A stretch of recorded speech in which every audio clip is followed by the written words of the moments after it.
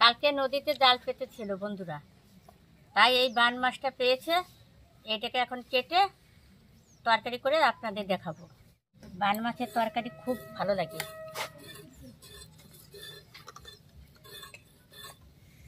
বান মাছটা খুব বড়, ভালোই মোটা আছে।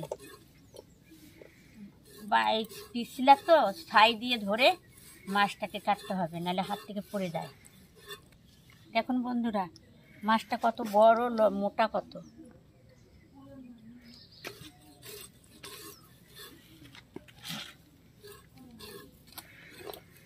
এই কাঁটাটা এখন আমি বটিতে কেটে ফেলে দেব।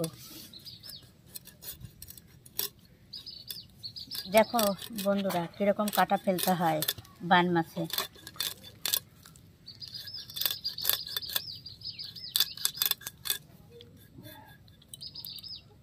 হ্যাঁ, আবার এই পাশে একটা আছে।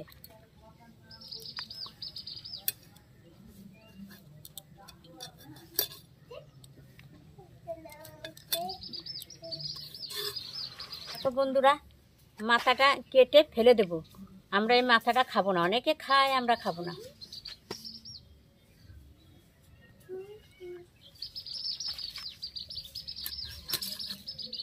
এবার আমি মাছটা একটু ছোট ছোট করে পিস করে নেব।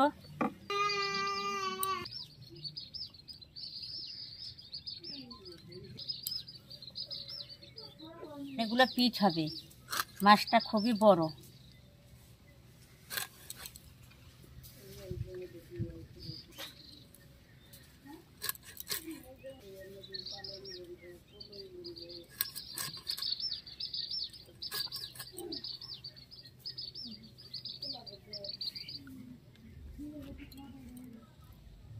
আচ্ছা বন্ধুরা, একটা মাছে কতগুলো পিস হয়েছে। মাছটা অনেকই বড় ছিল। মাথা বাদ দিয়েও দেখুন 14টা পিস হয়েছে। 3 পিস করে পাবি বাগে। মাছটা ভালোই বড় ছিল সবাই। পিসগুলো খুব একটা ছোট করেনি, দেখুন ভালোই বড় বড় পিসগুলো আছে, মোটা মোটা। এই মাছগুলো এখন ধুয়ে নিয়ে রান্নাঘরে চলে যাব। এখানে গুঁড়ো মাছও পেয়েছে আর একটা আর মাছ পেয়েছে, ছোট পাড়ার, একেবারে ছোট না, ভালোই বড়। আর গুঁড়ো মাছ আর একটা আর মাছ। তো নমস্কার বন্ধুরা, তোমরা সবাই কেমন আছো? আশা করি ভালো আছো। একটা রেসিপি নিয়ে আজকে বাইন মাছের রেসিপি। তো বাবা আজকে জাল পেতেছিল, তো সেখানে বাইন মাছ পেয়েছে আর কিছু ছোট ছোট গুঁড়ো গুঁড়ো মাছ পেয়েছে আর একটা কি মাছ পেয়েছে। তো মা তো সেগুলো কেটেছে, তোমরা দেখেছো। তো এখন সেই আজকের রান্নাটা মানে মা করবে, আমি করব না, কারণ বাড়িতে ফোন ধরার মতন কেউ নেই, ক্যামেরা ধরার মতন। তোমার দাদা ভাই নেই, তো আমি আজকে ক্যামেরা ধরবো আর মা রান্না করবে। গ্যাসে হলে আমি একাই করতে পারতাম, মানে এক হাত দিয়ে রান্না করতাম আর এক হাত দিয়ে, কিন্তু উনানে তো মানে হবে না একা একা, যার কারণে আজকে মা রান্না করবে। তো মা বসে পড়েছে রান্না করতে। তো সকালে আমি গুঁড়ো মাছ দিয়ে একটা চচ্চড়ি করেছি আর একটা মূলো শাক ভেজেছি, আর এটার রসা হবে। বাবা বলেছে এটা দিয়ে আজকে রসা করতে, বাইন মাছের রসা। তো তোমরা বাইন মাছের রসা খেতে কে কে ভালোবাসো অবশ্যই কমেন্ট করে জানাবে। তো এই যে কাটা হয়ে গেছে, ধোয়া হয়ে গেছে। এই যে মাছটা অনেকটাই বড় ছিল, আর আমি এই মাছটা খাই না বন্ধুরা, বাবা খাবে রসা। তো মা এটা রসা করবে একদম ঝাল করে। তারপরে এই যে মা উনানের কাছে বসে পড়েছে। রেসিপিটা করার জন্য যা যা মশলা লাগবে মা সব মশলা টশলা রেডি করে নেবে। এই দেখো বন্ধুরা, মেয়ে একটু হাই করে দাও, আগে ভালো করে তাকাও, কি বলো? ওই বড় মাছটাকে আমি লবণ হলুদ মাখিয়ে নেব।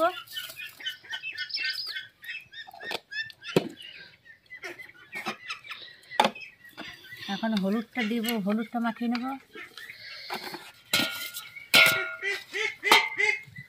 কড়াইটা গরম হয়ে গেছে, এখন তেল দিয়ে দেব।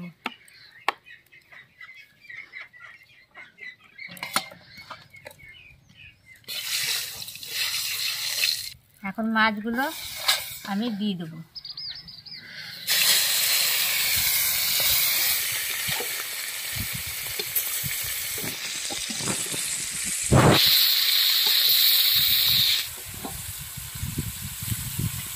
সব মাছ আমি একসঙ্গে দিয়ে দিই। এই মাছটা ভাজা হতে হতে আমি আলু মশলা সব করে দিই।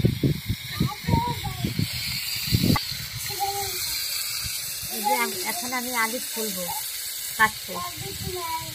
আচ্ছা, মাছটা ভাজতে ভাজতে বলছে যে ভাজা হতে হতে মশলাগুলো রেডি করে নেবে। তো মা আলু কাটবে আর আমি এদিকে রসুনটা ছুলে দিই, কারণ মা একা কানা হলে করে শিখতে পারবে না তাড়াতাড়ি করে। তো এই যে নিয়ে নিয়েছি একটা রসুনটা আমি ছাড়িয়ে দেবো।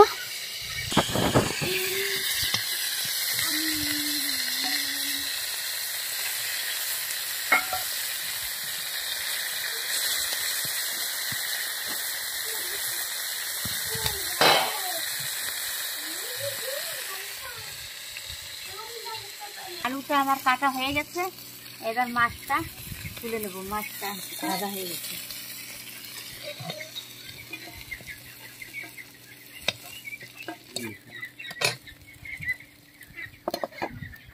কেটে নেব।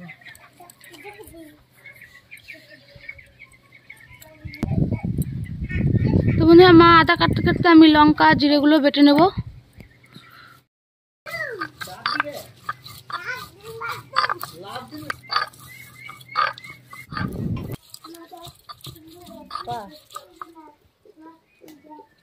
এই মাছটা ভাজা হয়ে গেছে, এবার আলুটা ভেজে তরকারি চাপিয়ে দেবো। এই জিরাটা দিয়ে দিলাম। এই জিরাটা হয়ে গেছে, এবার আলুগুলো দিয়ে দেবো।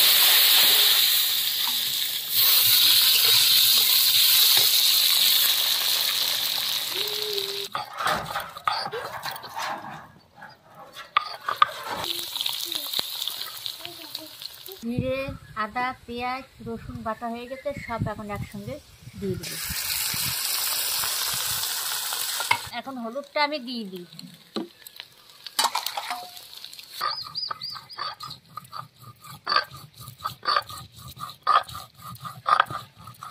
এগুলা হালকা করে ভেজে নিয়েছি, এবার লঙ্কা গুঁড়িটা দিয়ে দেবো। এখন দিয়ে দেবো।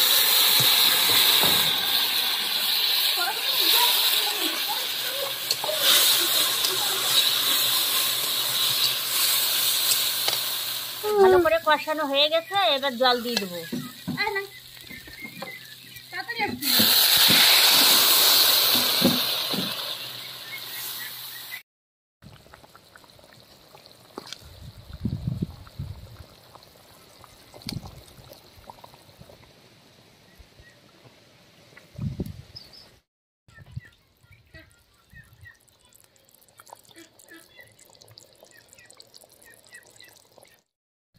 দেখুন ঝোলগুলো ফুটিয়ে নিয়েছি, এবার মাছগুলো সব দিয়ে দেবো। এগুলো দিয়ে একটু ফুটিয়ে নিয়েছি, এবার সোমবার দেবো।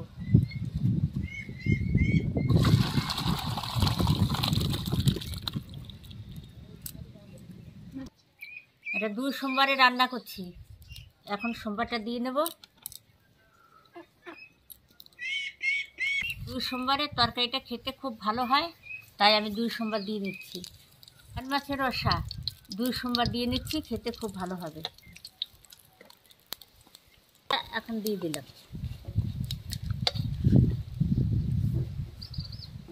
জিরে তেজপাতা হয়ে গেছে, এখন তরকারিটা ঢেলে দেবো।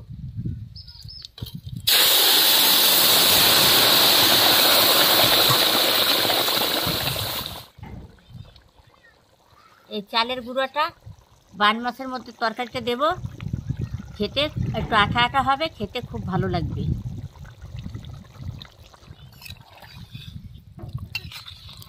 এই দেখুন অল্প করে দেব, একটু আঠা আঠা হবে, খেতে খুব ভালো লাগবে।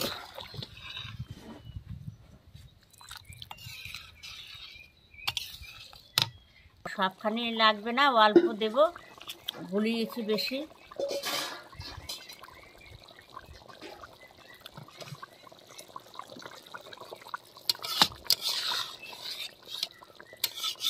ও খুব সুন্দর সেন্ট বেরিয়ে গেছে। ও তরকারিটা হয়ে গেছে, এবার আমি গরম মশলা দিয়ে নামিয়ে নেব।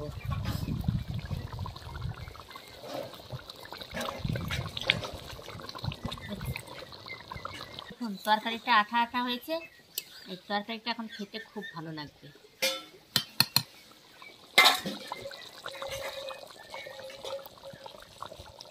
তরকারিটা নামিয়ে দিচ্ছি।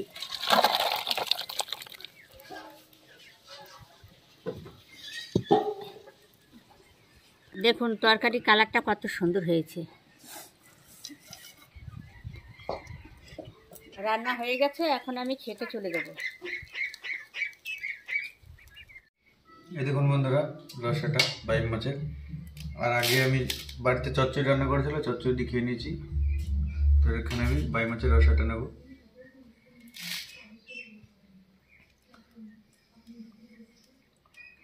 দেখি আজকে মা কিরকম হয়েছে রান্না। বাইম মাছের রসাটা মা খুব ভালো রান্না করে, কিন্তু ভালো কথা বলতে পারে না মা। আচ্ছা দেখুন মাছটা ভালোই বড় ছিল, 14 পিস হয়েছে বুঝতে পারছেন, মাথা বাদ দিয়েও। তরকারিটাও বেশ খুব সুন্দর গাঢ় হয়েছে। পিঠে লিটে দিলে একটু গাঢ় হয়। আর বাবা বারবার বলছিল যে আজকে বাইম মাছের রসাটা রান্না করতে ঝাল করে।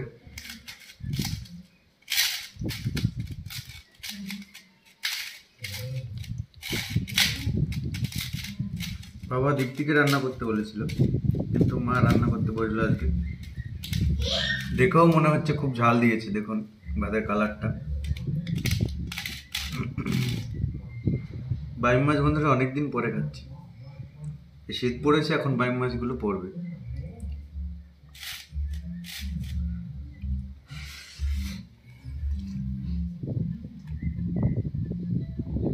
না বন্ধুরা, বাইম মাছের রসাটা মা খুব সুন্দর রান্না করেছে। সবাই এরকম রান্না করতে পারে না রসাটা। আপনারা এরকম ভাবে একবার বাইম মাছের রসাটা রান্না করে খেয়ে দেখবেন, তারপরে বলবেন খুব সুন্দর হয়েছে খেতে। বাইম মাছের রসাটা সত্যি খেতে অসাধারণ হয়েছে। তো আপনারা বাড়িতে একবার ট্রাই করে দেখবেন, এইভাবে খেতে খুবই ভালো লাগবে। তো দেখাবো আবার নেক্সট ভিডিওতে। টাটা।